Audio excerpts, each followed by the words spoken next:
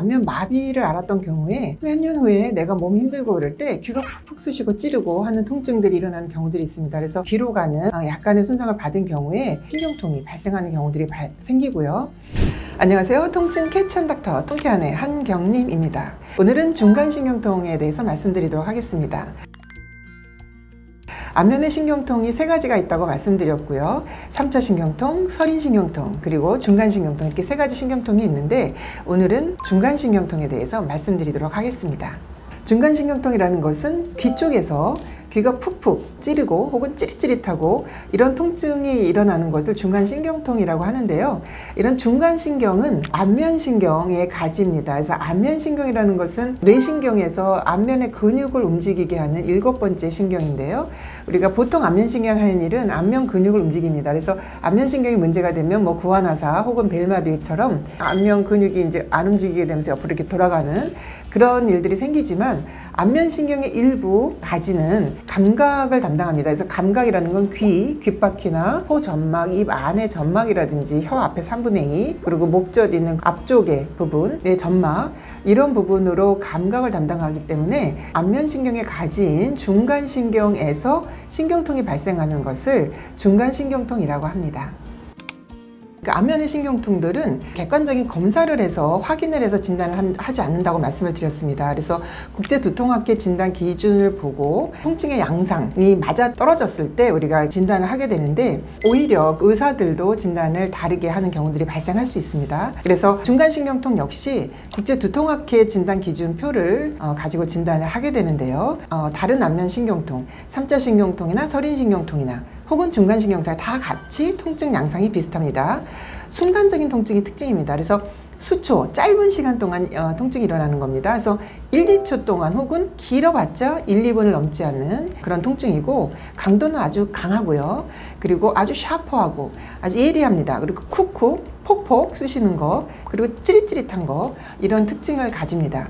그리고 유발인자가 있는데 앞에서 말씀드린 3차 신경통이라는 것은 안면의 감각신경이면서 식사, 양치, 세수, 대화 이런 거 할 때 유발되는 안면통이라고 말씀을 드렸고 서린신경통 같은 경우는 특히 음식을 먹으면서 꿀꺽 삼킬 때 일어나는 그런 통증이라고 말씀을 드렸습니다. 그리고 중간신경통은 귓바퀴 쪽에 오는 감각신경에서 오는 신경통이기 때문에 귀 쪽에 살짝 스치기만 해도 머리카락이 살짝 귀 언저리를 건드려도 찌릿하게 통증이 일어나는 그런 특징을 가집니다.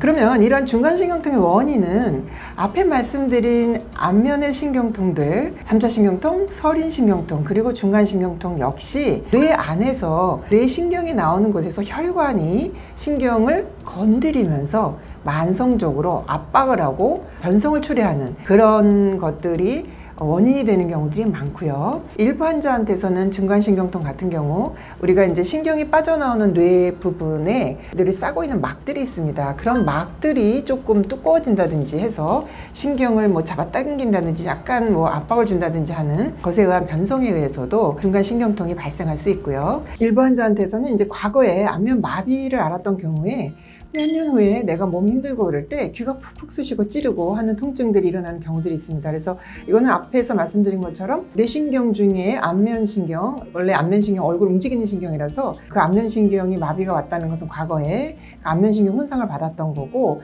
그 당시에 이제 이 귀로 가는 안면신경이 가지라 그랬죠. 그래서 그 가지 또한 약간의 손상을 받은 경우에 이제 추후에 이렇게 좀 몸이 힘들고 그럴 때 신경통이 발생하는 경우들이 생기고요.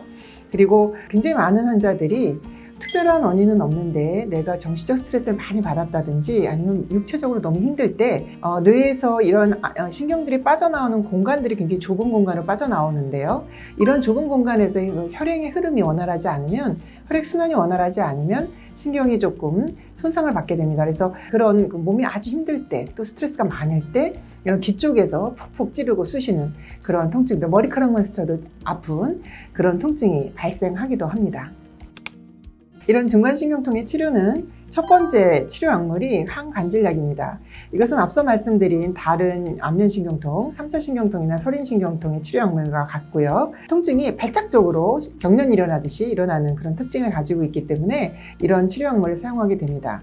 그래서 이러한 안면신경통들은 일반적인 통증 환자들한테 쓰는 진통소염제를 사용했을 때 잘 듣지 않는 특징이 있고요. 그리고 특히 아무리 통증이 극심하게 온다고 하더라도 강력한 진통제, 마약성 진통제를 사용하더라도 통증이 잘 조절되지 않고 이런 간질약, 항간질약이나 혹은 추가적으로 항우울제 같은 것을 적절히 사용했을 때 통증 조절에 도움이 되겠습니다. 특히 이런 중간신경통 같은 경우는 귀가 폭폭 쑤시고 쿡쿡 찌르고 이렇게 아프기 때문에 이비인후과를 당연히 진료를 보시고, 또 이비인후과 선생님께서는 귀에 뭐 염증이나 이런 게 없는데도 불구하고 너무 아파하니까 약물을 처방하시는 경우도 덜어 있습니다. 그래서 실제로 이런 중이염이라든지 이런 귀에 염증이 직접 있어서 오는 통증이 아닌 이런 중간신경통의 통증을 가지고 항생제를 오랫동안 복용하시는 분들도 계십니다. 그래서 이거는 꼭 주의를 하셔야 되겠고요. 귀에 이상이 없는데 오는 이 통증들, 이런 것은 중간신경통 일 수 있다는 것을 유념하시는 것이 좋겠고, 실제로 면역력이 매우 떨어진 경우들이 많습니다. 앞서 말씀드린 뇌의 어떤 구조적인 문제에 있어서 통증이 발생할 수도 있지만 육체적으로 너무 힘들 때 혈액순환이 잘 안 되는 것만으로도 중간신경이라는 신경이 그런 민감해지는 그런 상황이 벌어질 수 있기 때문에, 그런 건강 상태에서 항생제를 무분별히 투여한다면 면역 체계를 무너뜨릴 수 있기 때문에 그런 무분별한 항생제 사용은 특별히 조심하시는 게 좋겠습니다. 이런 중간신경통의 통증이 극심할 때는 약물치료뿐 아니라 신경주사치료를 할 수 있습니다. 이런 신경주사는 주로 목 쪽으로 하게 되고요. 이제 우리가 안면으로 오는 그 감각신경들은 목신경하고 이렇게 연결이 되어 있습니다. 그래서 우리가 이거를 3차 신경, 목신경 회로라고 합니다. 그래서 이런 연결이 되어 있어서 상호작용을 하게 됩니다. 그래서 이 뇌신경에 과민이 있을 때, 통증이 유발할 때 목신경을 통해서 약물을 주입해서 뇌신경의 과민성을 떨어뜨려 줄 수 있기 때문에 목신경을 통해서 주사치료를 해서 통증을 조절하는 그런 신경주사치료를 할 수 있겠습니다.